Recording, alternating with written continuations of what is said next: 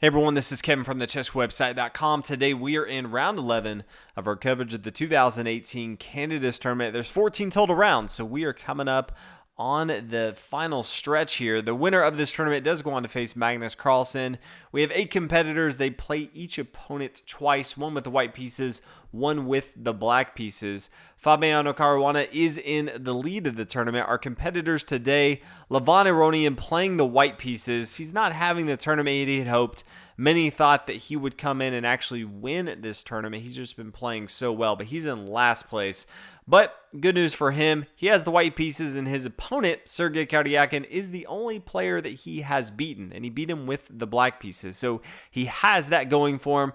Black, Sergei Karjakin, he won this tournament 2 years ago. He knows a thing about winning and what it takes to finish strong in this tournament, and he's been doing just that, winning a couple of his past few games, and knowing that if he were to win this game, he's only a point behind Fabiano, and he plays Fabiano tomorrow, and he has the white pieces against Fabiano, so he can tie things up. So this game means everything, but it's an uphill battle. He does have the black pieces. Aronian trying to save face in this tournament. Starts out the game with pawn to c4, knight f6, knight f3, and after pawn to e6. That we might see the pawn to d4, just getting into the queen's gambit line, but instead we see pawn to g3, extending into the English opening. Pawn down here to d5, bishop to g2, fianchetto on the king side. Pawn to c4, that's going to fall. Queen to a4, check, and it's going to gobble up the pawn. No real way to hold on to that. So after pawn to c6, we see the queen capture on c4.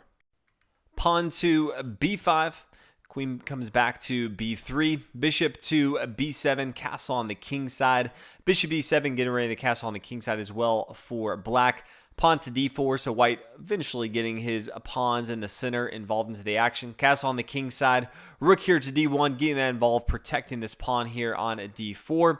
Knight to d7, knight up here to e5. After the knight takes, the pawn recaptures, and white has double pawns on the e-file. He does open up for his rook here on d1 to attack, so the queen is going to get defended with a knight here on d7.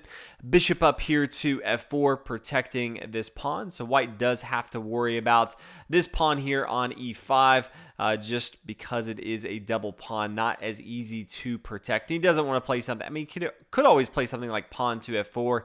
It just really opens up the door for black to attack, so instead plays bishop here to f4. Now, queen to c7 does not want to have to worry about his knight here on d7 moving, and his queen captures. So queen here to c7. This knight is free now to roam around if he wants to. Knight here to d2, rook over to d8. Rook here to c1, attacking the semi-open file, and then pawn here to a6. If you look at it and say, why does the knight not take here on e5? Well, if the knight takes here, yes, the queen is protecting it, but we have the queen coming up here to b5, and that is the key move here is queen takes. After the pawn takes, the rook's going to come up here. Maybe the bishop comes down. Doesn't really matter if these bishops come off the board. All things are created equal. Maybe the bishop takes first here on e5. Both of the bishops will eventually come off here on g2. But bishop down here to b4. The rook was attacking it, so if it wants to hold on to that, king takes, bishop takes here, rook down here to c5, attacking material. And at the end of the day, white's going to be up in the game from a development standpoint. From a material standpoint, things are equal, but you can clearly see that this rook here on c6 is much more aggressive than what black has going. So, knight to e5, probably not what black wants to do. There's no way to come out of the exchange doing extremely well. And probably best case scenario, white's going to have a very active rook going into the endgame. Not something black's looking to do. So after pawn to a6, we have the queen come over here to e3. Pawn here to c5. after the bishop takes, queen recaptures, and that up here to e4, and then pawn to c4. So Karjakin doing a good job of extending his pawns and getting pretty aggressive. Many times in the English opening, you don't see black get this aggressive, but that's exactly what we are seeing from black on the queen side of the board. Pawn to h4, so white's starting to push on the king side. Pawn to h6, doesn't need to really stop it too much, just making sure that the knight, the bishop, all these pieces can't come to this g5 square. It does protect that. Rook coming up here to a d4, knight back to f8, and then pawn to b3. And this is where I think white had an opportunity to try something else. Anytime your opponent sort of retreats a piece. Now, knight to f8 is really just getting ready for this knight to get involved in a different way. Knight here to g6, attacking this square here on e5 since it doesn't have another pawn protecting it. But as soon as you see this, white has the opportunity to attack his opponent. He could play knight to d6. And yes, there could be an exchange. Bishop takes here on d6. Rook takes up here. Maybe rook takes. Pawn recaptures. Maybe the queen comes down here to d5. Queen down here to d2. But if we look at this position, you can see this knight is here on f8. It's not really aggressive. White has the pawn here on d6. It's a pass pawn. Can move his rook over here to d1 to start to attack that. The rook here on a8 is not doing too much from black. Now, if we come back in the game and say, okay, pawn to b3, allowing black to, yes, bring his knight back here to f8 and then do exactly what Karjakin wants to do. Now the rook can swing down, take the rook here on d4. After the queen takes, now rook to d8. This rook is very active, controlling the d file.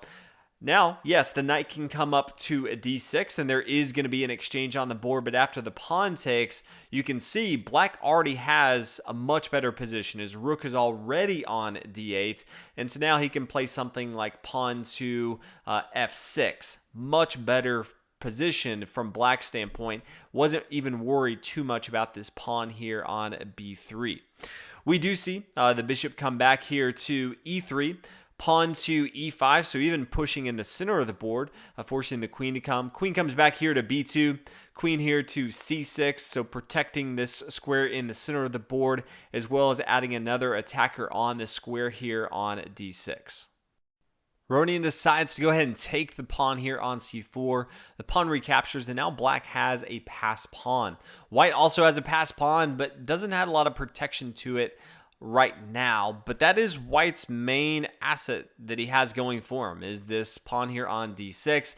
Black has a pretty active position. He does need to get his knight involved into the game and then start pushing this pawn here on the c file. One thing that you will see is black wants to maintain this pawn here on c4 for a while because his opponent has a dark square bishop, and so both of these pawns even will stay here, so he doesn't have to worry about another piece attacking these pawns, where the knights, they can defend any square. So you can bring that over to the queen side of the board and defend that, and really only have to worry about the queen and the rook. Something to keep in mind for your own games. Queen comes up here to b4, attacking the pawn. Rook swings over here to c8, defending the pawn as well.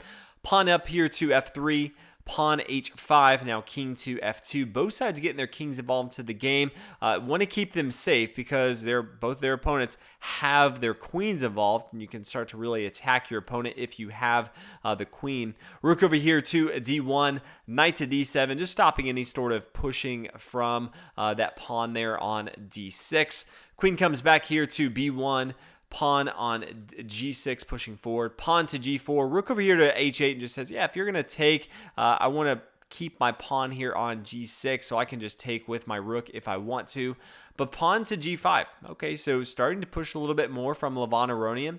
Pawn to f5, not interested in exchanging material right here from Sergei Karjakin. Plays pawn to f5. Queen up to c2. Rook swings back over here to c8. Does not have to worry about the pawn taking and retaking with his rook here on the h file. So brings it back here to c8. Queen up to c3. King down here to e6. Does want to protect this pawn here on e5. This is something the queen's attacking. Later later on, this dark square bishop, if it wants to, can attack it as well. It has the knight defending it, but that's really the only thing. That knight's really just blocking this pawn. Secondary, it's defending this pawn here on e5, but it's not want to have to do that for the rest of the game. King here to g2, queen to a4. This is attacking the pawn here on a2. Still protecting this pawn here on c4, but now also attacking the rook here on d1. Queen comes back here to d2 to protect this rook, as well as still defend this square here on d6. And then the queen comes back here to b5. Pawn pushes forward on a4. Then we see queen come back here to c6. Queen here to c2, attacking this pawn. Rook over here to b8, getting ready for a strong attack. Bishop back here to d2, wants to just get it in the center of the board, but you can see it's not really defending either of these squares over here, the pawn here on a6 as well as the pawn here on a4. And we start to see a very aggressive move from black. Great move, and that's the rook coming down here to b3. The reason why this is good is the queen here on c2 is protecting this pawn. This rook here on b3 is protected by this pawn. It's an outpost. You normally don't see an outpost for a rook, but considering that there's no light square bishop that white has, can attack this rook, and there's no other knight that can attack this rook as well. This is a pretty great outpost, and the other thing it does is it blocks this queen from protecting this pawn here on a4. So we see the pawn or bishop coming up here to c3, attacking this pawn here on e5. The queen takes on a4, so is gobbling up some material. Now has another passed pawn on the a file. Rook over here to a1 says, yeah, I'm going to attack your queen. And then when you move, I'm going to attack your pawn here on a6. But the queen comes back here to c6, which is a great square. It's defending both of these pawns, also attacking this pawn here on d6. Rook comes up here to a5, so doubling up the attack on this pawn on e5. Rook coming up here to b5, protecting that. Queen down to a4, and then knight to b6, attacking the queen. Now, it would be a huge mistake to just try to start exchanging. You know, rook takes here on a6. The knight's going to take the queen. Maybe the rook takes here on c6, but the problem is the knight can take the bishop here on c3. If the bishop wasn't here on c3, this could end up being a decent exchange, but rook takes on c4, knight takes on e2, and things are going to go extremely bad. It's going to be very easy for black to take this pawn here on d6, and then just has more pawns on the board as well as an extra minor piece. So while it may look at it and say, yeah, I would just go ahead and start exchanging material, that is not going to be the case. So after the knight comes to b6, we do see the queen fall back to a1. Now Karjakin takes the rook here on a5, recognizing that he is up material and he just wants to trade down as much as possible. Queen takes that rook here on a5. Queen comes down here to b5, says, yeah, just go ahead and take my queen if you want to, because I'm going to have two passed pawns over here. This is going to be a pretty easy endgame for me. But instead we see pawn to d7, giving up that pawn in material. King takes here on d7, sure. Yes, the bishop is able to take this pawn here on e5 at some point, but did give up the main asset that white had going for him there on a d7. So after queen to a3, we see the knight coming to d5. Bishop takes here on e5, getting some material back, but after queen to c6, now defending both of these pawns, both on light squares, and even the knight here on d5. Black's done a good job of putting every single piece of material on a light square. There's not one pawn or piece that this dark square bishop can attack. Definitely a thought that Karjakin has in his mind, making sure that he can minimize the pieces and the damage they can do. So the only thing that Aronian can do is get his queen involved into the game, start to attack with that. So queen to f8, queen over here to e6, queen to b8, pawn to c3. So yes, it is now on a dark square, but it is protected by the knight. Does want to add pressure to his opponent. So pawn to c3, queen down here to b7, check, king here to e8, and then the king's just going to try to get to a safe square.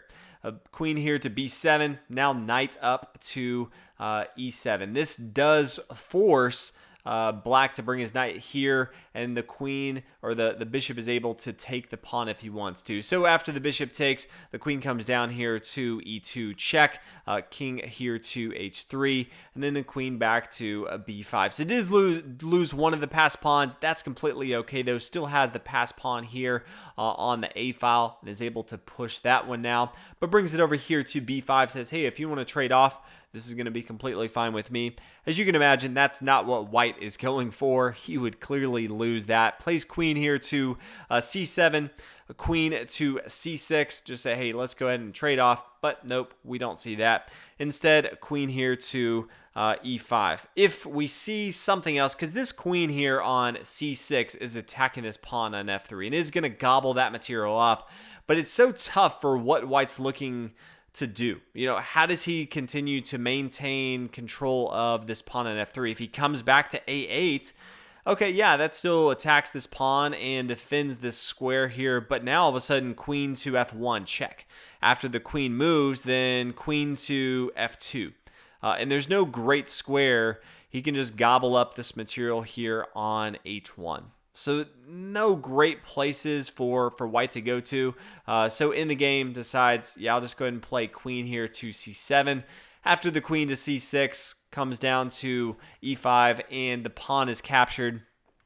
King moves, queen down here to f2. After the king moves to h1, then just starts gobbling out material. You can see there's just no way for white to hold on here. He's just losing so much material. He just can't stop all of the threats that black has on the board. King here to g1. The queen takes here on a g5 check. King here to h2. We see a few more checks. And then eventually white starts to go on the attack. Just doesn't have enough material to really continue too much. The queen comes up there to g7 check. King here to e6. Just trying to get to a safe square. Bishop to f6. Knight down to d5, centralizing the knight, bishop down here to b2, and then starting pushing on the king side with the pawns. And this is where there's just no way to stop all of the threats from both sides. King here to h2. Then we see the king to f5. Probably should have just continued to push forward. Don't think there's any reason to play king to f5. Completely winning in the game. But it does look like just pushing forward with f3 is going to be completely fine. But in the game, king to f5, queen to f8. We see the king come over here to g5. White has to continue his attack with his queen as much as possible. Queen to d8 check. King down here to g4. Queen c8 check. King over here to h4.